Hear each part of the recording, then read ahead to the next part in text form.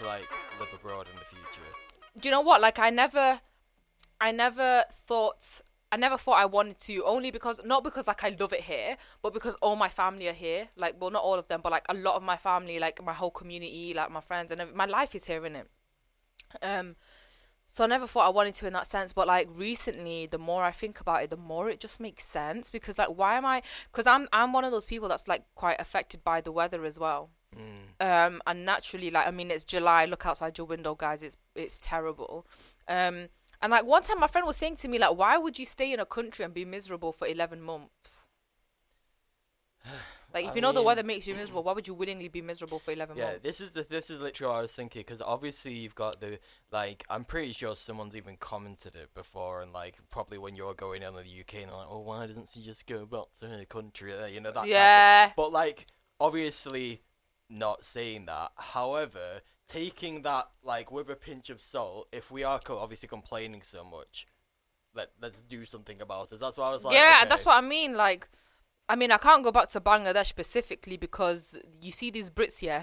They did a number on that place. They did a Yeah. number. You can't live there. Like, the living standards are terrible. I mean, it's such a trade-off, in it. Like, everything is just such a trade-off, because on the one hand, it's like, it's terrible here. Outside of the weather as well, like, this island is actually just bad vibes. But then where can you go that's better? Like, the only difference anything makes is like the weather. that is very true. And Yeah. like tax, maybe that's if you go to like, you know, the Middle East or the Gulf or something. I was following this like conversation on Twitter the other day about like how much you'd have to earn in the UK to be able to take like certain amount home after tax, and it's like you have to earn like over 50k to be able to take home 3k a month after tax and like student loan repayments and like pensions and all that kind of stuff. Wow. Or over 50k to take home 3k.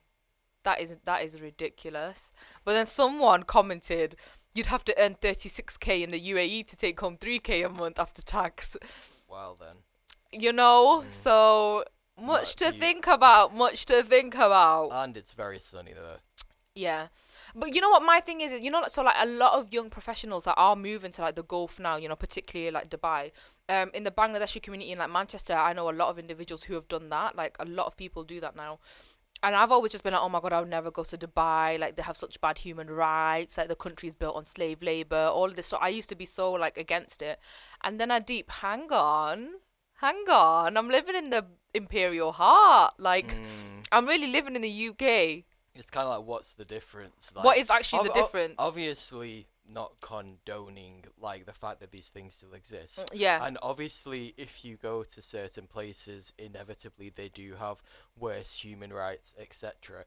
However, when you look at the generic, it's not like we can look at it from the UK, Britain, etc., and be like, oh, because we're so much better. Do you know what I mean? Like, we're we not just recently really. passed laws that says journalists can't make fun of make the government look bad. We can't rescue refugees from boats. We can't Yeah. protest. Like, I'm sorry.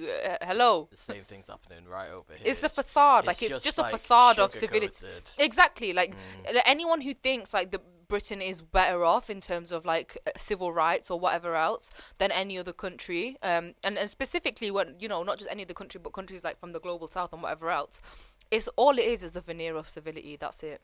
Yeah, and people might not necessarily be dying, well, people are dying, but like people might not be dying to the same extent En masse, or yeah, like, However, it's still happening. It's just under your nose, and it's a lot more like subtle. So exactly. it's gotta. Exactly. And then you even look at, like, for example, the point I've just made, like, going back to my own country, going back to Bangladesh. Why can't I go back to Bangladesh? Because Bangladesh has been desecrated by the UK.